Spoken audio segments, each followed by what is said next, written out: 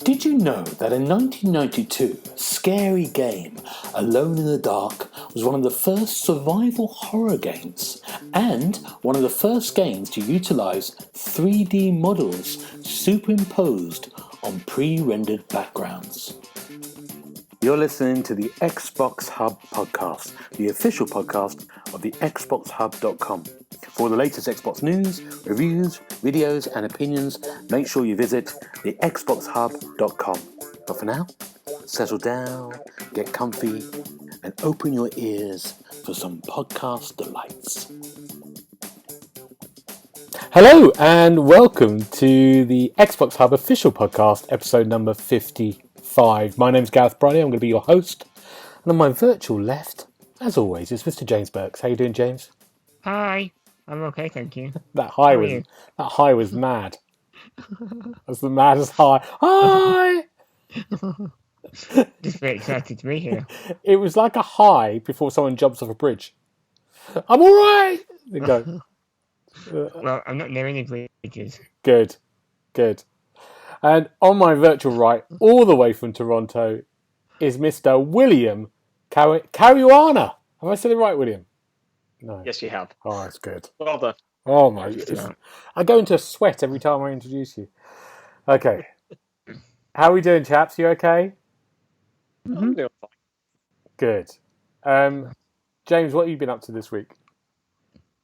Well, I've been watching a hell of a lot of films and TV.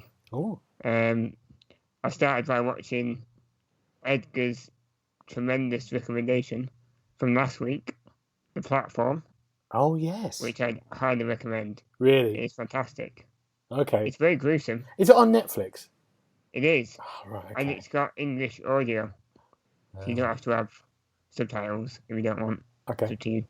And I thought, because it's Halloween, I'll try and watch something a bit scary.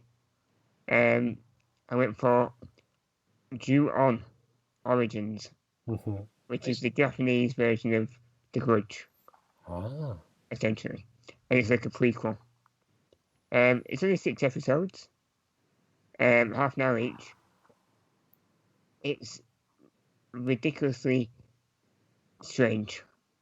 It's creepy, gory, and just, it's mad. I mean, it tells the story of, like, 3 separate people. And it doesn't really come together until later on. But basically, their lives get turned to hell because of one horrendous curse. And you get to find out of where the curse originated. And it just turns these people into crazy people that do really bad things, basically. Okay. It's not for the faint-hearted. So this is a TV series of The Grudge? It is. Right, okay. Yeah. It's a prequel. It starts in 1988, and then it follows 10 years of these people's lives. Would you recommend it? I would. Okay. It's hard to grasp at first, but the more you watch, the more you see it coming together. The only thing I remember from the original Grudge movie was that felt like, and that maybe correct me if I'm wrong, that felt like a collection of short stories in a film. It didn't follow one thread. It was all lots of different things. If that's right. Yeah, and it wasn't very good. Right. From what I remember watching it, with Sarah Michelle Gellar. No, I'm thinking of the original version, before the original. The Hollywood remake. Yeah. Ah, the Ju-On. Yeah. The original one. Yeah. I haven't seen that one. It's good. But I suppose if you like that one, it'll be just as good. Good. But it's very sickening at times. Have you watched it, William? We lost William. I have not. No, sorry. Good. That's all right. Thought I lost you to The Grudge. American or the Japanese one? No, sorry. There was a noisy garbage truck going by, and it was getting picked up in the background there. So I just muted my mic quickly. No worries, William. No worries at all. Now, William, you've had a busy week, so have you had anything? You've not had much on this week, have you? No, I can't say that I really have. I've been getting assignments done. I finished up the review for Party Pack 7. Yeah. For the Xbox Hub, but that's about it. Pretty quiet week. Work. The calm before the proverbial storm, so to speak. For the storm, which is taking me on to... We're coming up to the city month now. It's where it all goes mad, and we've got lots of news today, so we're going to just talk about November's around the corner, a couple of days away. What are we looking forward to? If you had to pick one game out the many games that are coming out in November with the new consoles and everything, what would you choose, James? It's a close call between Tetris Effect and Yakuza. I think I'll go with Yakuza Like a Dragon. You're going to get that? Yeah. Yeah. Because I think, although I haven't played much of the other ones, this one looks so vibrant and even more bizarre. I think we're going to love it. And the turn-based idea is, I don't know how it's going to work. But I'm intrigued. And you'll get that on the new console, yeah? Mm-hmm. Yeah. Definitely. Definitely. The trailer was very funny. I did like the trailer, the high-definition trailer. Yeah, it looks fun. Yeah, it does look a lot of fun. A lot of fun. And also, like I think I've said before in the park, just walking around that city is amazing. It was amazing in the last gen, and it'd be great. It'll look stunning, won't it? Yeah. William, if I had to push you for one, what would it be? Can't say Cyberpunk or Halo No. anymore, so that's tough. But I suppose if anything, it's going to be Demon Souls. I've been I'm not huge on Souls-likes, and I find the original game very difficult. I think just in terms of sheer graphical appeal and the quality of life improvements they seem to be making, it looks quite good. So it's either that or Miles Morales, I suppose, but I didn't play the original Spider-Man, so... Well, you get to play that as well on the PlayStation 5. Yeah, I do. Oh, you're in for a treat. We might as well talk about it now. We're going to talk about the Demon Souls released a trailer today. And it's Thursday the 28th? 9th? What day is it? 29th? 29th. And they just released a sort of like a playable trailer of a section of the game. What did you think, you two? What do you think, William? I'm ready to face the Armored Spider again. I tend to play I played as a magic build in the original, and so he was a bit of a breeze. But no, it's looking good. It's looking very good. It does look amazing. I mean, it was quite good actually because it wasn't as showy as the first time we saw it, which had that beautiful kind of outside location, didn't it? It was very much in the sort of tunnels, but it's still the lighting looks great. James, what did you think?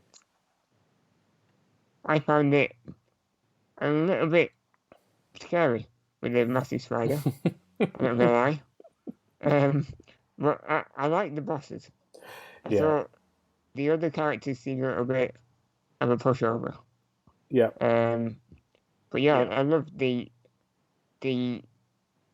what would you say, the size of the bosses. It looks like a mammoth task.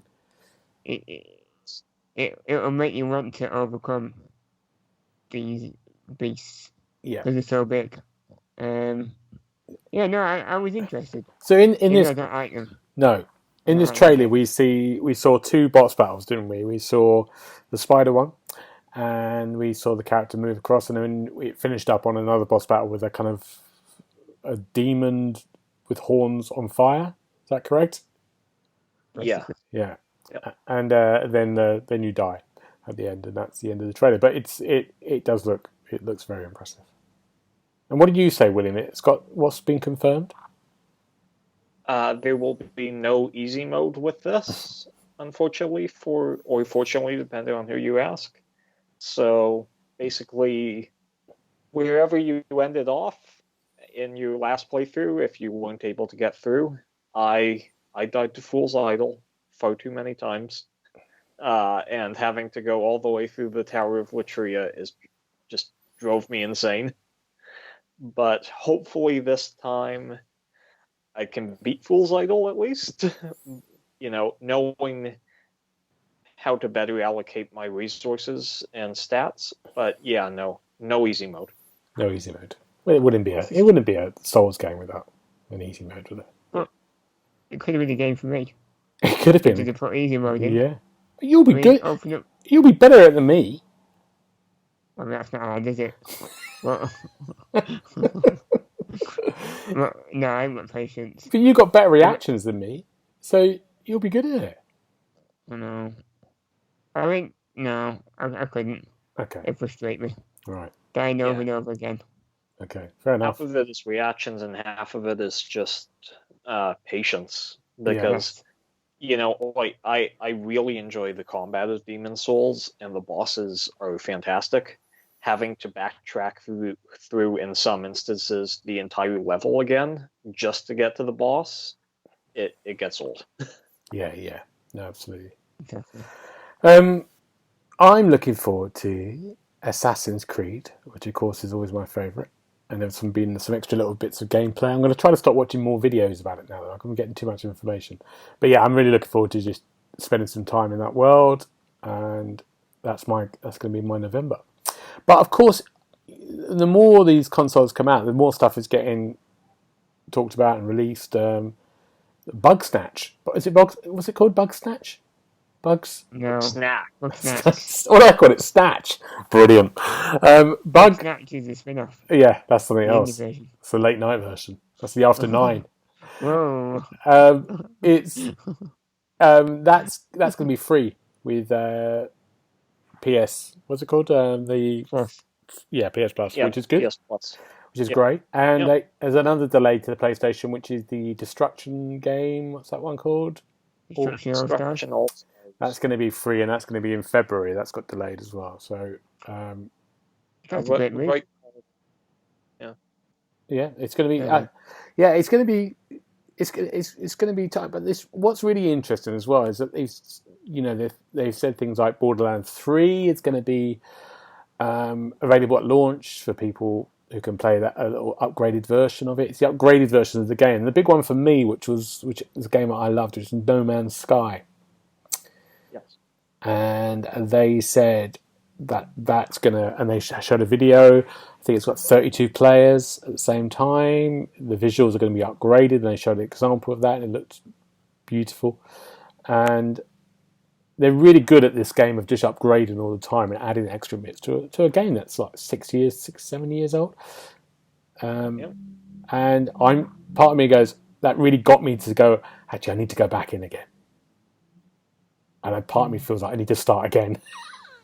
Because the last time I uploaded it, I think I said it before, I uploaded it and it was like hell going around me. There's all these robots trying to kill me.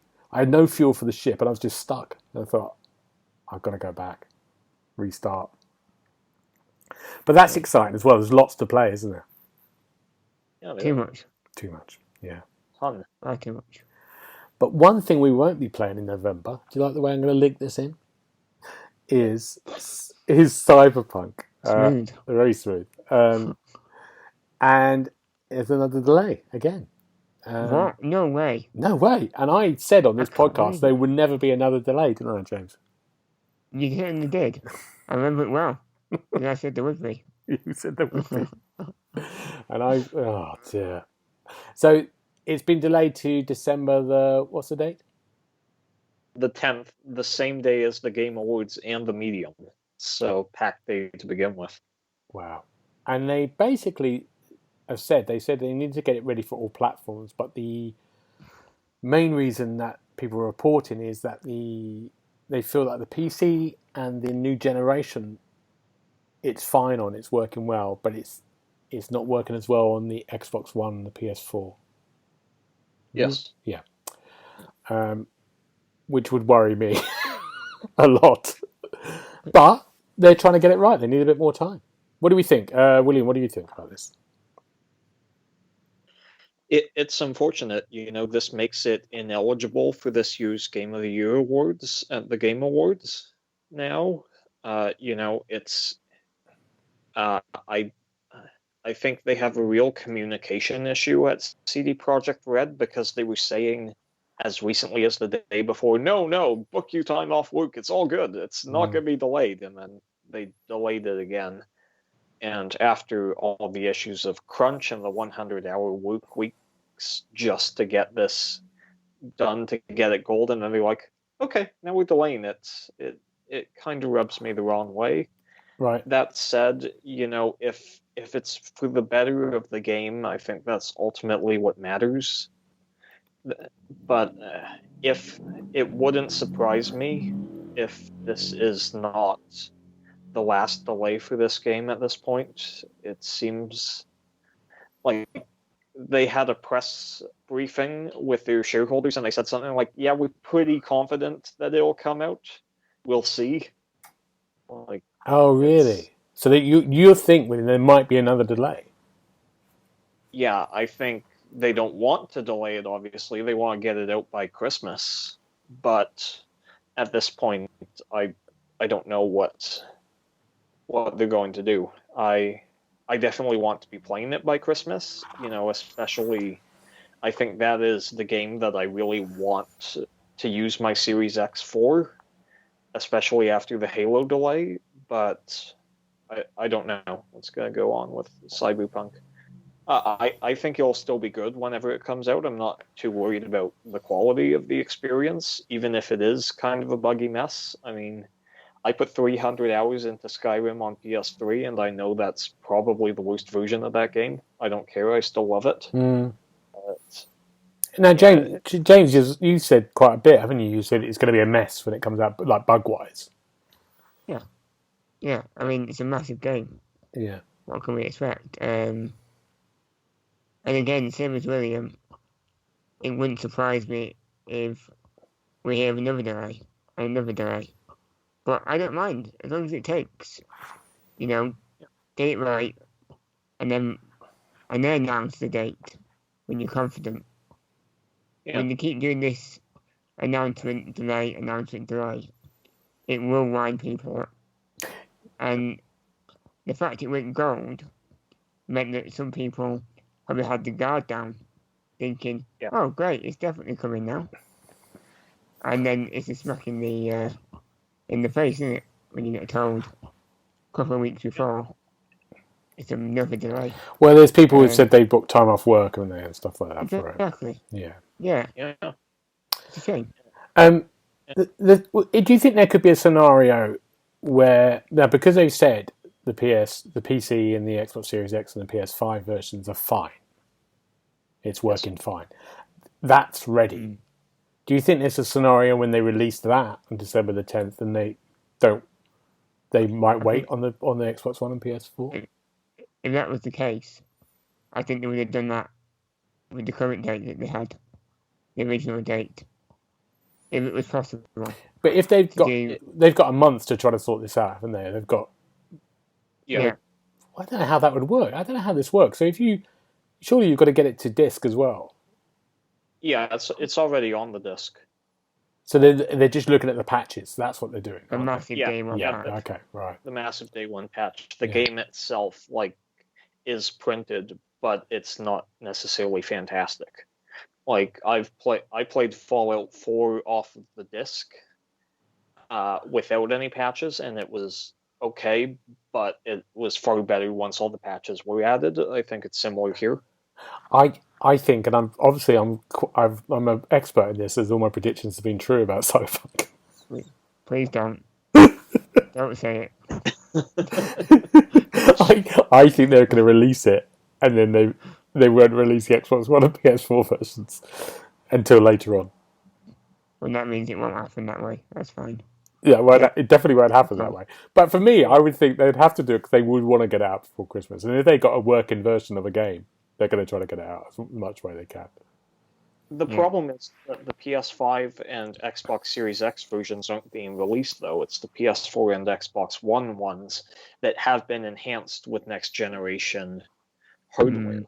So they aren't printing the PS5 disc until they have the full ray tracing and optimizations. So I think that's the biggest issue here.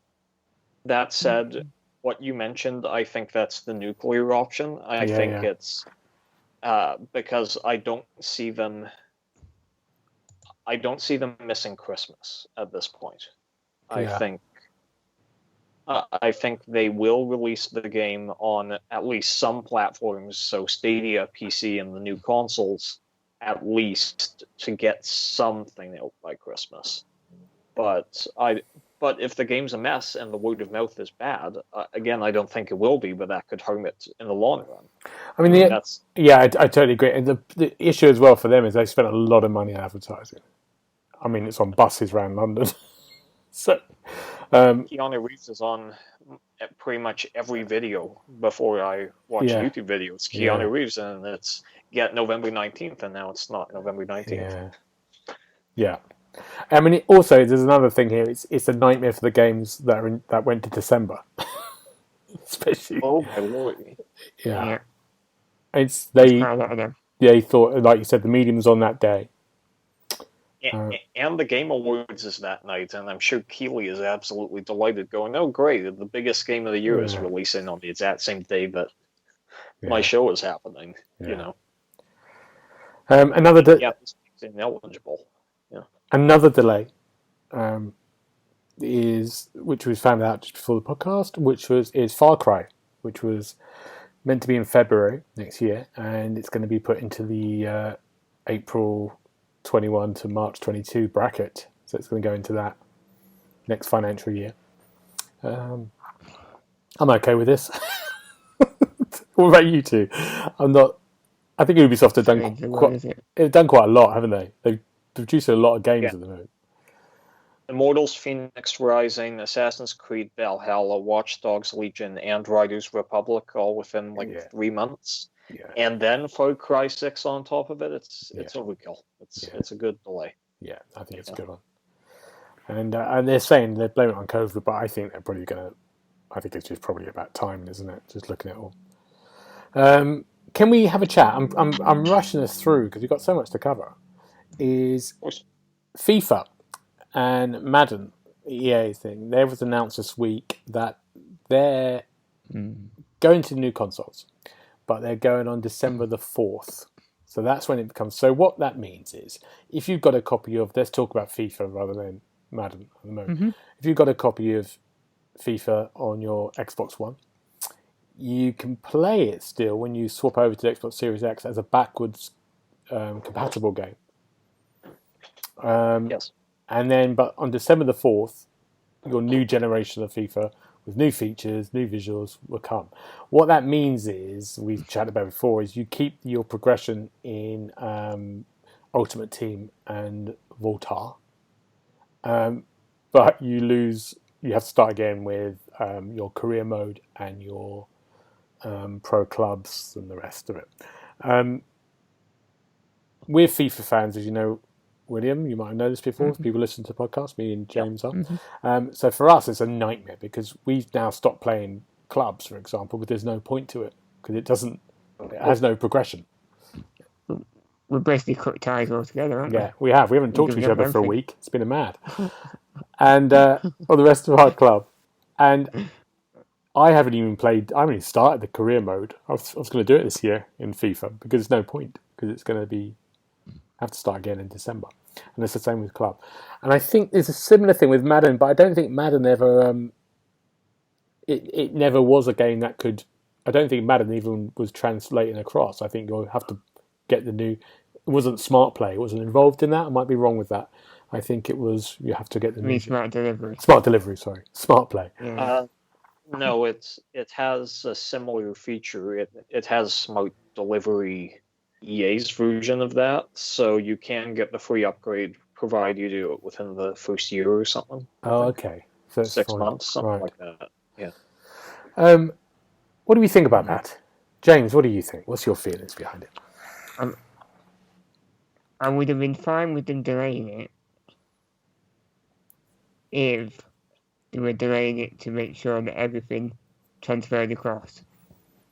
The fact that they told us just wait a couple of weeks and the new game will be out, and then they delayed it is probably the worst thing. Because, like you say, we've held off playing it. We could have had a good 3 months worth of clubs or career mode. Of course. But now we just waited. Yeah. And it's just wasted our time, really. And I Yep. don't even think the new features will be anything to shout about. They haven't said what they are yet, have they? No, they haven't said what they are. They're keeping that. So they don't know. No. They don't know. No, they maybe don't. The brand new Ultimate Team cards. Yeah. That'll be it. And Yeah. new Legend. Yeah, I'm with you. William, what do you think? What's your thoughts on that? Honestly, I just sit back and go, these things are so intrinsically tied to the season, you know. Mm. And these things make so much money, and I don't like to take part in the lazy dev rhetoric, because a lot of work goes into these. But like there are assets from Madden 19 and Madden 21. In many instances, these are the same games. Mm. And it's partially because of greed on EA's side, and partially because these teams seem to be underfunded and undersupported, and yet these things print money, and you couldn't even get a next-gen patch out for release date. Yeah, absolutely. You know, Yeah. I know COVID is hard. I know that there are issues, but you know, it's just starting to get ridiculous. Yeah. I don't know. I don't play the game, so maybe I'm just... No, I think you're spot on there. But Yeah, I think you're spot on. They make a lot of money. A lot of money. And that's my issue with it. I think exactly that. And you could have, I know COVID's been there, but you could have also just be honest about it. Say, if they would have said to everyone beforehand, you know, I don't think we're going to be there till December in the thing, and then, you know, people would have made a decision. But of course they wanted everyone to buy the game in October as well. And I mean, people complain about Call of Duty, but they clearly put money into that, and a lot of money into that. Yeah, So. and they've got that with Call of Duty. They've got that massive. It's the Warzone. It's for free, and they're putting a lot of stuff into that. Good. Okay, moan over. Let's talk about Halo. You can still moan. You can still moan. Halo. There's been some news, William. What's been happening in Halo Land? So Chris Lee, the second director of Halo Infinite, and one of the main directors from the start, has left the game.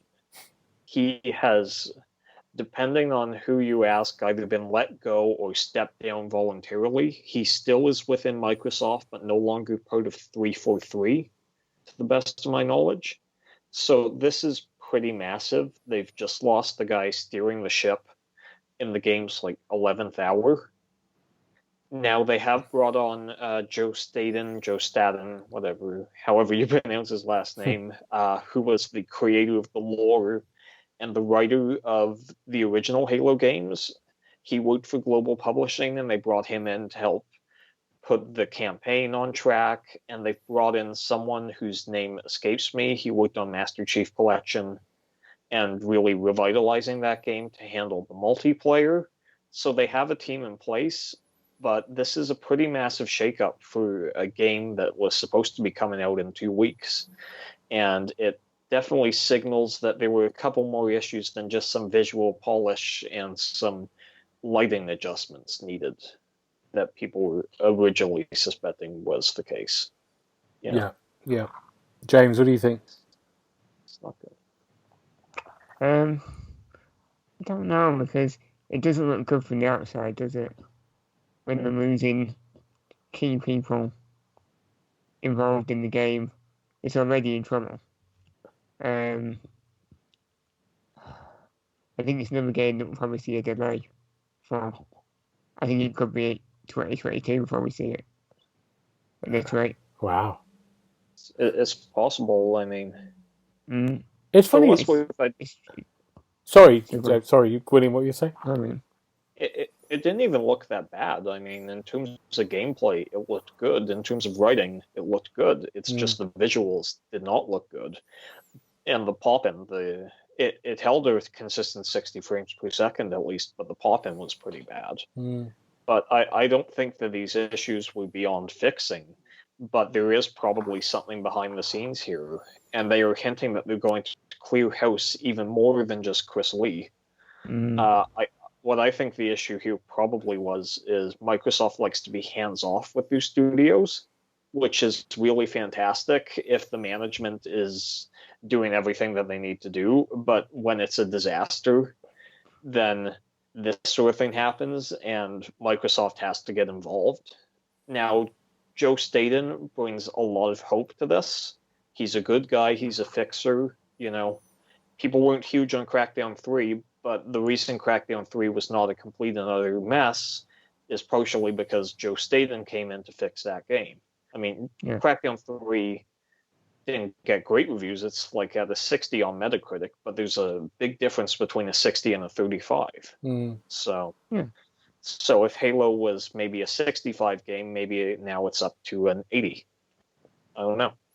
I think you're right about Microsoft. Maybe there was a sort of thing of coming in and just clearing the house a bit. Maybe the people were asked to resign rather than sacked, because being sacked would make it look bad because of that responsibility. You don't want to put these people at work. I mean, it's great to see that Chris Lee is still within Microsoft. He's a talented guy, but Halo is a difficult job. It's thousands of developers. It's across several different studios. It has more expectations than arguably any game Microsoft owns, except maybe Elder Scrolls. Like it's not an easy job, and if he was just in over his head here, maybe it's better to have him take a break, maybe help out with global publishing or the coalition or something.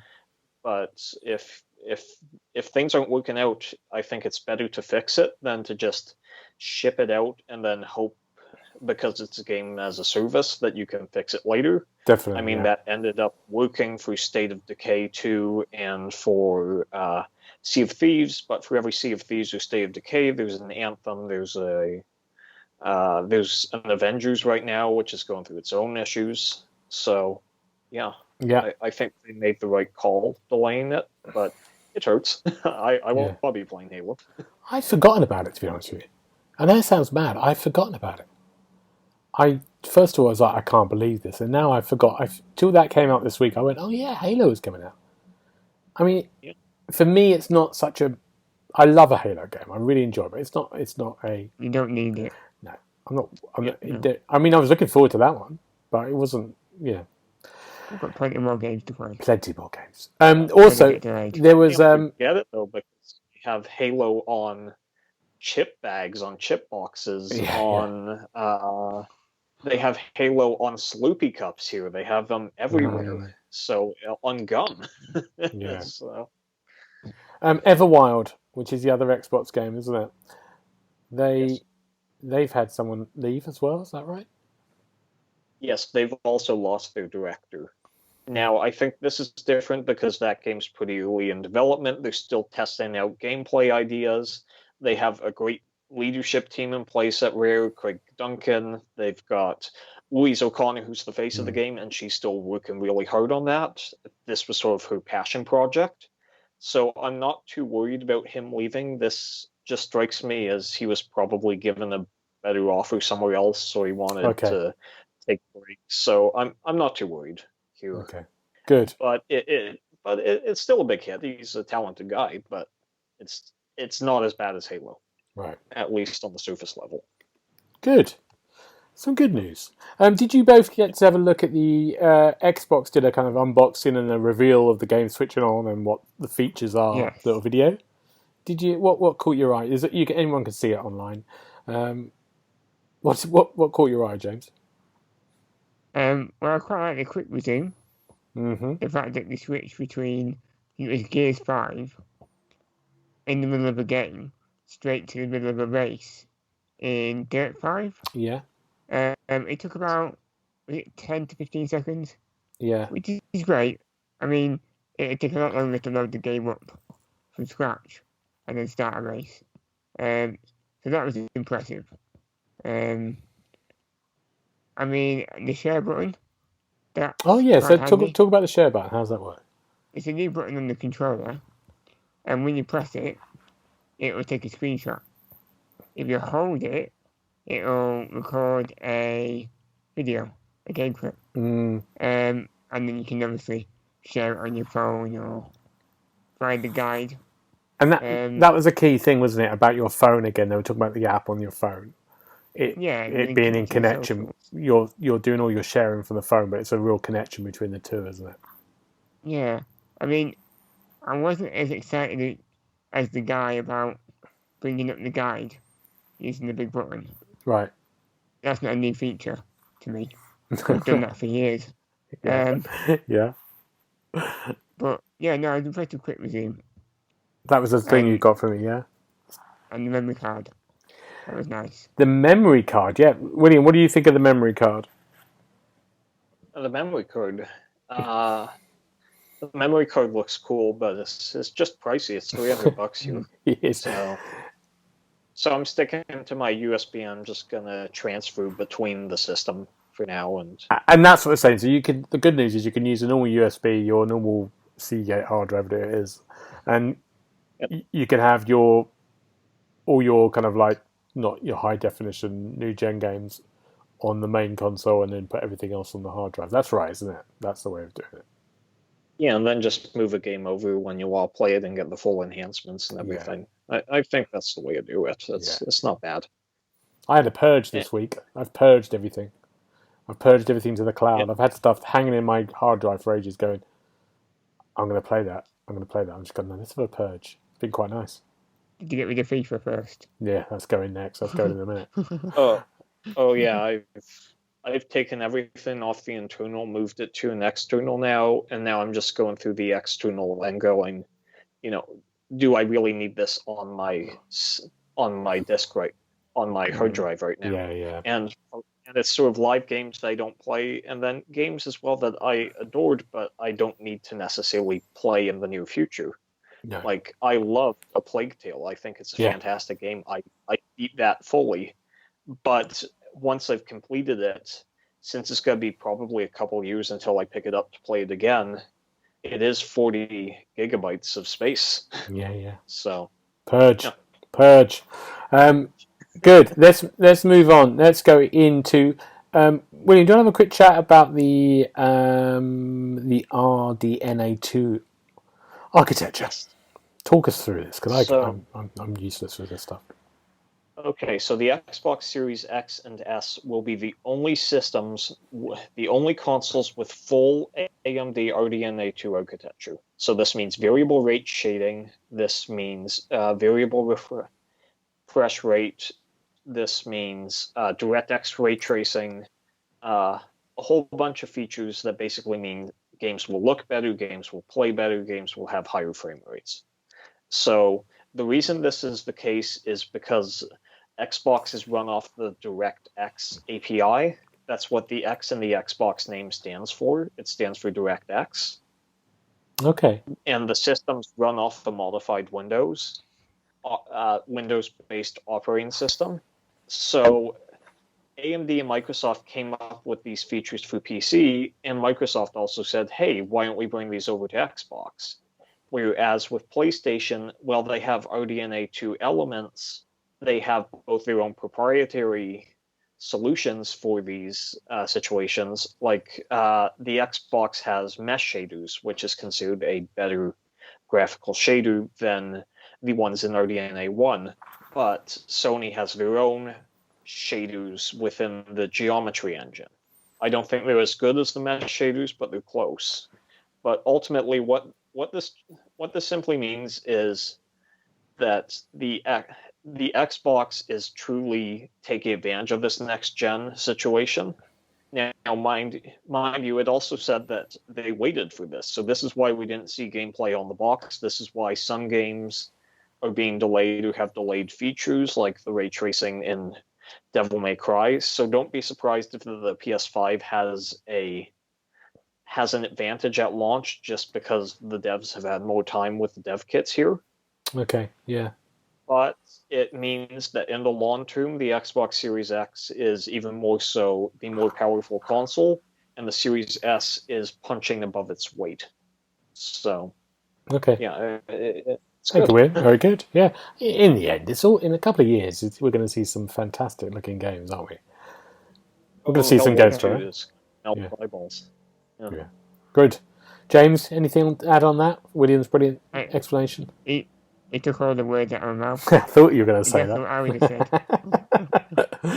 said. You two, I'm going to move on now. I'm going to go into what we've been playing. We've got loads of news, but I'm going to let's move on to what games we've been playing this week. James, what have you been playing? Well, this week I've been a teacher. Have you? Nice. In my universe, school teacher. What is this? As you know, I play all the great games. You do. Basically, you get a job as a teacher in a school, and you've got to turn the school around and make it a decent, well-run academic school. And to do this, you've got to do loads of different mini games, like repeating sequences. There's a rhythm segment where you've got to hit the notes to the beat in the music room. Right. There is like paint by numbers.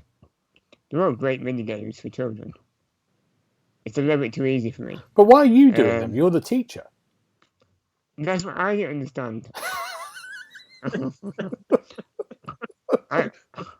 So you're basically doing all the work. Yeah, and you have to run around the classroom after you've done the work, keeping the children awake when they fall asleep. You got to snap your fingers and wake them up. So yeah, you do all the work. So you do all the work, and they fall asleep, and then you just have to wake them up. Yeah, and then they don't want any homework, and they've done nothing. Do you go to the staff room and smoke? You can go in the staff room. Right. You can't smoke. Ah. You can't really do anything. You just run around talking to kids. It's a bit weird, really. Have you got a home life? Like where you're going back, No. going to a bar, drinking?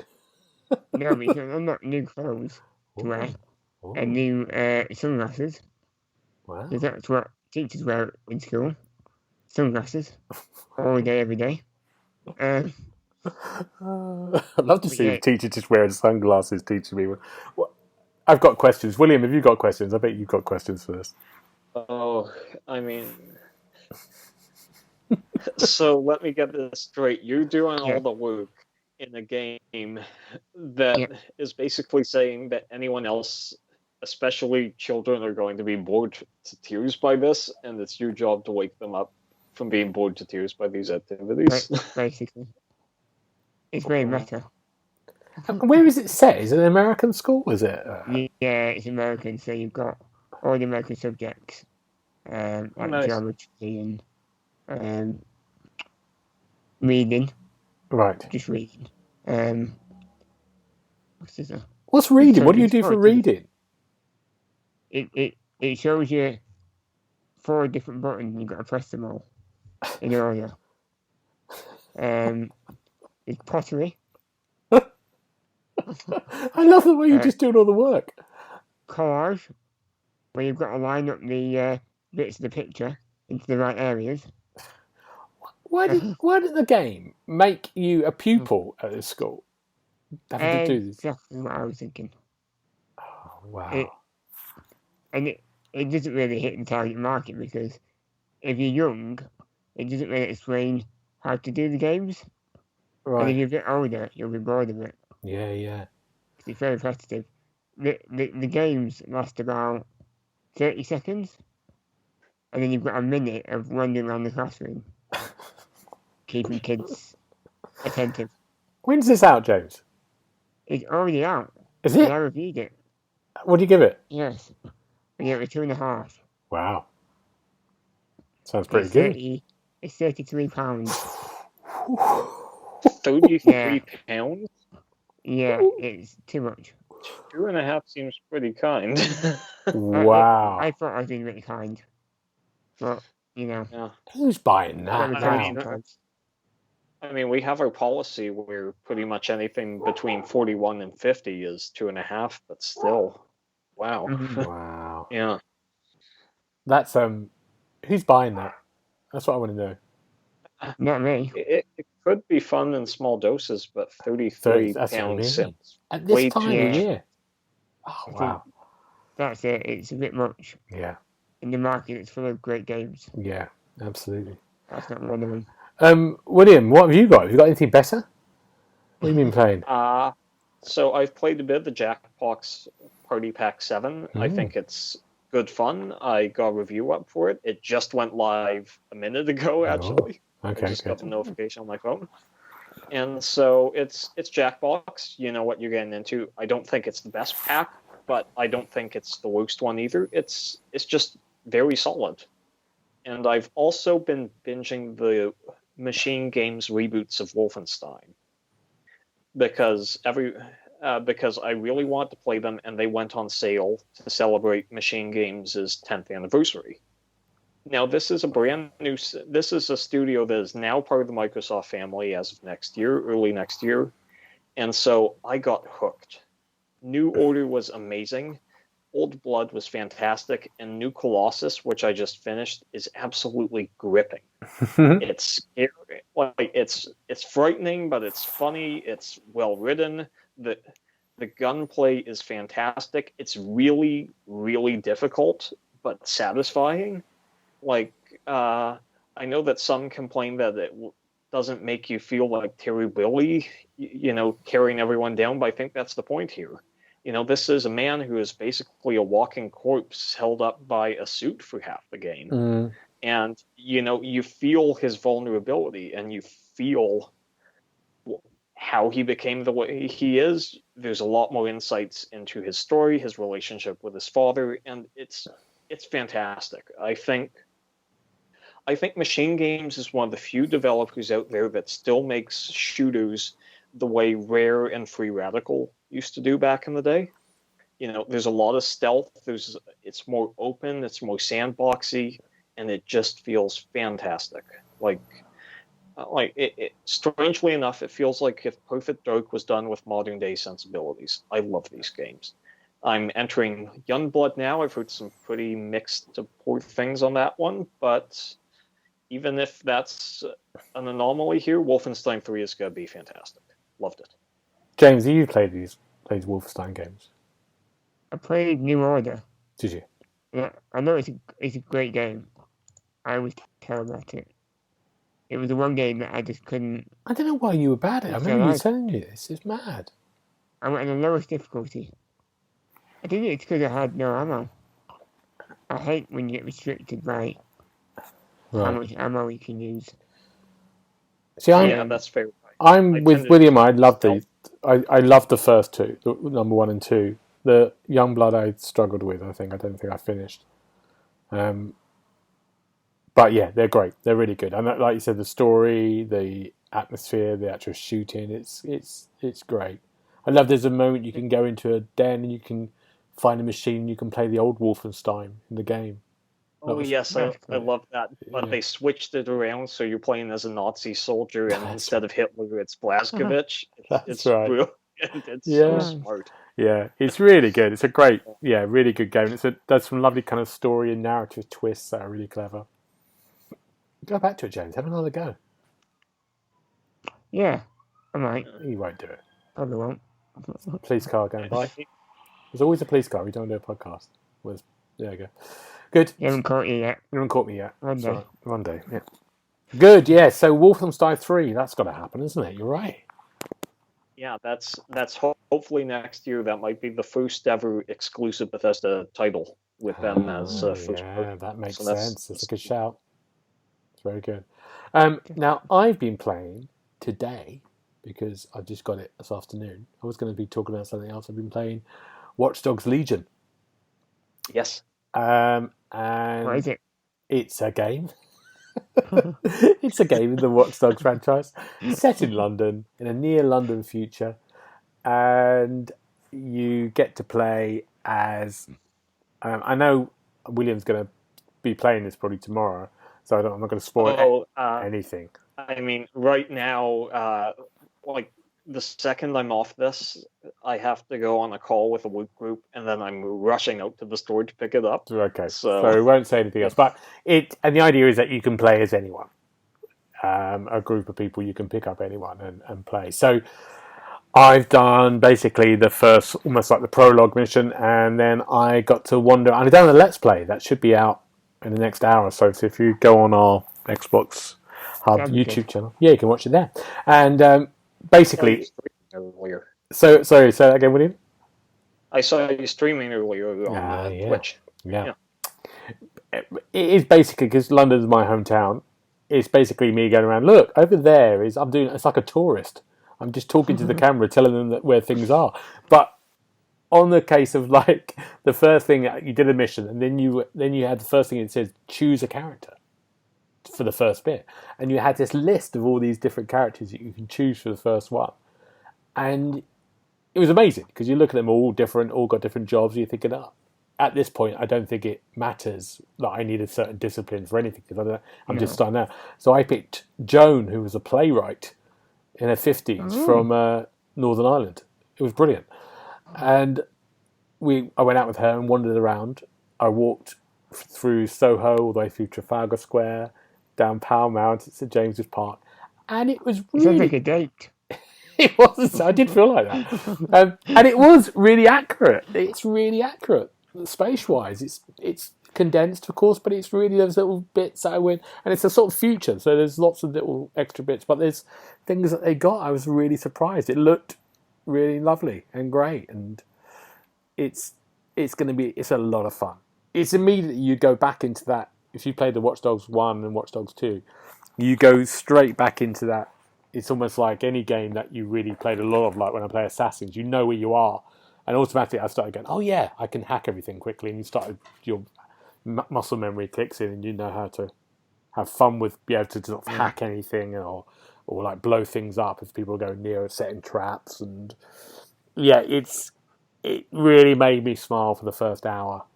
And I'm really looking forward to doing loads of it. And just being in London is brilliant. Oh my God, it's great. I haven't been to where I live yet, so I've got to see if I can get there. Did you see any London buses? I saw London buses, yeah. And you got run over by one.